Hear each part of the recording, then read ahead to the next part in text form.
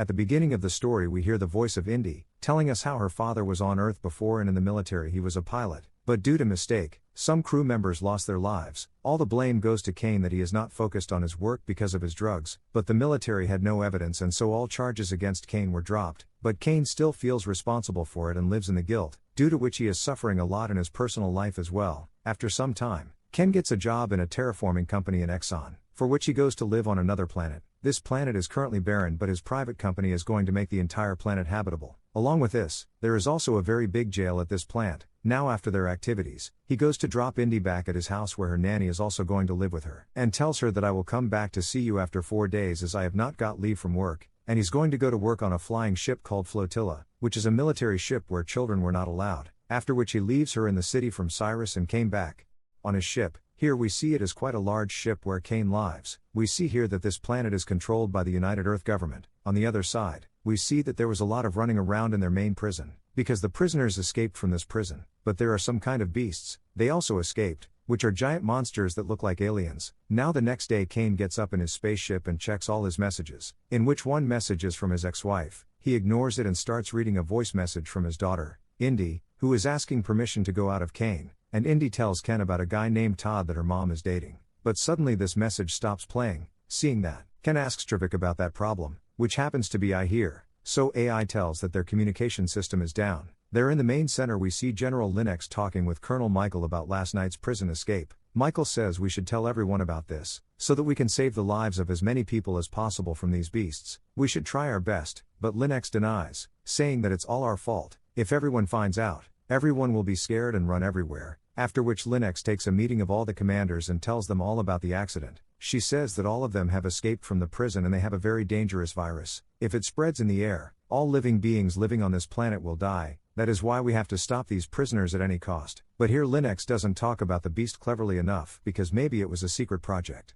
At this point, Ken gets very worried and starts calling his house repeatedly to talk to Indi, but still no connection. Now Kane tells to Michael that his daughter is in the city, therefore, even if he doesn't want to, now Michael has to tell the whole truth. He says that 5 years ago the Exor company built a special facility inside the prison, where we were preparing a species of beast called Arrogant. Our plan was that once the entire species was developed, we would send these beasts to a nearby planet, so that we can destroy the population there so that we can take over these planets. Kane is very surprised to hear this because it was quite wrong. Michael further explains that last night all these beasts broke the prison and escaped, because it is very powerful. They are also heading towards the city. Quickly to stop them, General Linux is going to attack the city with a nuclear reactor, in order to kill the whole city as well as these beasts. Now, if you want to save your daughter, you have to get out of the ship now, no matter how, because after 20 minutes, the general is going to lock down the entire ship, meaning that no one can go in or out. Now on hearing that without wasting any time, he takes a jet and flees from there, but the general finds out and sends another jet to capture him, and everyone starts attacking Kane, so Kane is forced to go down on parachute. Now Kane jumps straight to the lake, but then a man named Sy beats him and knocks him unconscious, and pulls him out of the water. When he regained consciousness after a while, Sy held him at gunpoint, and asks who are you? So Ken explains that I'm looking for escaped prisoners who have a very dangerous virus. Hearing this Sy says I'm one of the prisoners, except me no other prisoners are left and I don't have any virus. Now Sy here also tells him about the beast after which Kane asks for Sy's help, and says I have to reach the city to save my daughter, please help me. At first he refuses, but Kane tells him that I have a military raid bunker to spare. He is ready to help after listening to him. The scene shifts and we see a flashback to the day before the accident in prison. Here Sy is with his friends Charles and Vim at Prison Cafe, and these people are planning to escape from here. In accordance with their plan, Sy himself deliberately gets another prisoner named Carmel to fight with one of prison's guards. So during the fight, Caramel managed to steal his car key from the guard, which these people will then hide in the confinement cell, so that the next time Sy and his friends are sent to the confinement cell, they can take the key and escape with the guard's car. During their conversation,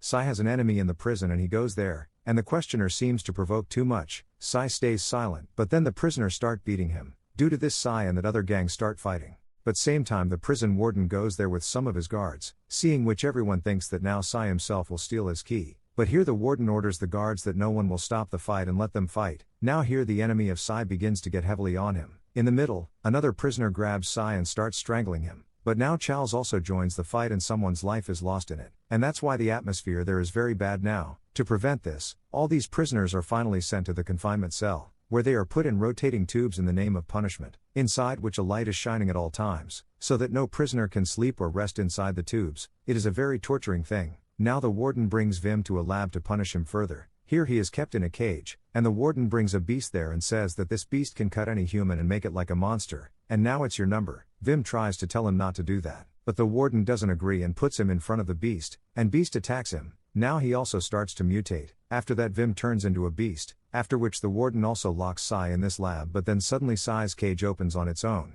and he goes out free from there. Outside he finds Charles, who has opened the entire confinement cell with the help of a card, from which all the prisoners were freed, but by mistake, a beast is freed from it, which is killing all the people one by one in this whole prison. At same time Vim also appears in his original beast form and attacks the warden and kills him as well. Now the scene cuts to the present where Kane and Sy go to the bar looking for sample in a car, and they find a bus parked outside the bar, and so Kane asks the bartender there whose bus is parked outside, at which bartender points to a couple named Will and Gyps. Couple is playing a game while drunk. Kane then goes to talk to the couple about the bus and the couple angrily grab Kane and threaten to kill him, but then Sy stops them and tells about Indi that we have to reach the city anyway, so that he can save his daughter, in exchange for which we will give you $20,000. After hearing that, couple agrees for help. Then they put Kane and Sy in their berth and go to a dealer where they buy weapons and grenades. Meanwhile, Kane tells the couple about the beast and says that the entire city will be attacked soon. If you help me find Indi, I'll let you both stay in my bunker too. Now after that the scene shifts to 2 years back where we see Sy, who was talking with his lawyer, and here we see some time ago Sy was working as a nurse in the hospital,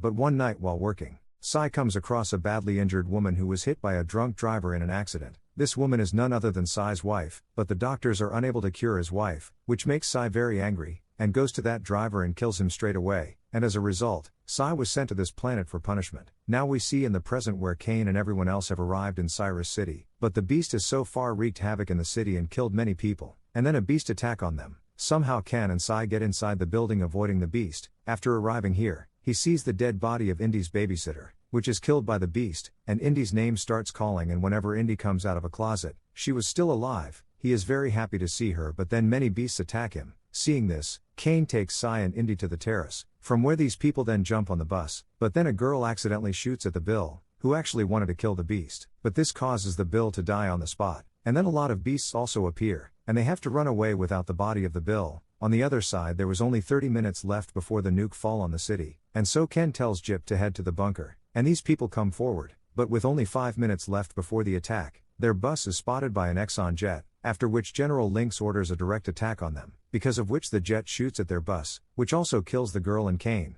but Sy and Indi survive, and as Jet leaves, Sy starts running towards the bunker with Indi, but then a beast attacks Sy, which also infects Sy, but just then Sy shoots the beast and kills it, after which he goes inside with Indi, and suddenly, the entire city is nuked. There is a huge explosion, but they are saved because Sy and Indi are in the bunker, and because of infection Sy's body now begins to transform into a beast, and so he asks Indi for a scissor, but Indi realizes that Sy is trying to kill himself, and that's why she says to Sy that you promised my father that you will always protect me. But here Sy starts to feel a lot of pain, and then he starts remembering all the moments spent in his life, but he doesn't kill himself. Now everything calms down and we see 2 weeks later here Exxon sends 2 researchers to this planet. They find Ken's bunker, and upon entering, they find Indi wearing a suit, but then Sy kills one of the researchers. Here Sy has turned into a full beast, but still he has complete control over himself, after which Indi asks the researcher if Exxon Company has told Earth that what happened here, so the researcher says that the company has said that the prisoners escaped from the prison who attacked the nuclear reactor and destroyed the entire planet,